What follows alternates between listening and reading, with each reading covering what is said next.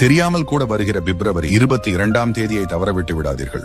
அன்று முருகப்பெருமானுக்கு மிகவும் உகந்த வளர்ச்சியை தரும் வளர்பிறை சஷ்டி விரதம் வருகிறது. முருக பக்தர்களே, எக்காரணம் கொண்டும் இந்த நாளில் இந்த காணொளியில் சொல்லியுள்ள வழிபாட்டை செய்ய தவறவிடாதீர்கள். அன்று முருகப்பெருமானின் முழு அருள் உங்களுக்கு கிடைக்க இந்த காணொளியை முழுமையாக பாருங்கள். அன்று என்ன செய்ய வேண்டும் என்று தெரிந்து கொள்வதற்கு முன் நமது மிஸ்டிக் குரல் சேனலை சப்ஸ்கிரைப் மற்றும் ஃபாலோ செய்து கமெண்டில் ஓம் சரவணபவ என்று பதிவிடுங்கள். பொதுவாக வளர்பிறை சஷ்டி என்பது முருகப்பெருமானுக்கு மிகவும் உகந்த ஒரு நாளாகும். ஒவ்வொரு மாதமும் வளர்பிறை சஷ்டி திதியில் முருகப்பெருமானை வழிபடுவதால் பல்வேறு நன்மைகள் கிடைக்கும். வளர்பிறை சஷ்டி விரதம் இருந்தால் தீராத வினைகள், பாவங்கள் தீர்ந்து சகல விதமான நலன்களும் கிடைக்கும் என்பது ஐதீகம். வளர்பிறை சஷ்டியில் விரதம் இருந்தால் வெற்றிகள், மகிழ்ச்சி, ஆன்மீகத்தில் வளர்ச்சி ஆகியவை கிடைக்கும். வளர்பிறை சஷ்டி விரதம் மனதிற்கு தைரியத்தையும் பலத்தையும் அதிகரிக்கும். வாழ்வில் எப்படிப்பட்ட தீய சக்திகளின் பிடியில் சிக்கி கடுமையான துன்பத்தில் இருந்தாலும் வளர்பிறை சஷ்டியில் விரதம் இருந்து 6 வெத்தலை தீபம் ஏற்றி முருகப்பெருமானை வழிபட்டால் அதிலிருந்து விடுபட முடியும். இந்த வளர்பிறை சஷ்டியில் முருகன் கோவிலுக்கு சென்று வழிபட்டால் மகிழ்ச்சி, செல்வ வளம், அதிர்ஷ்டம் ஆகியவை ஏற்படும். சஷ்டி திதியில் முழுமையாக முருகனை சரணடைந்து விரதம் இருப்பவர்கள் முருகனின் அருளுக்கும் உள்ளத்தின் அன்பிற்கும்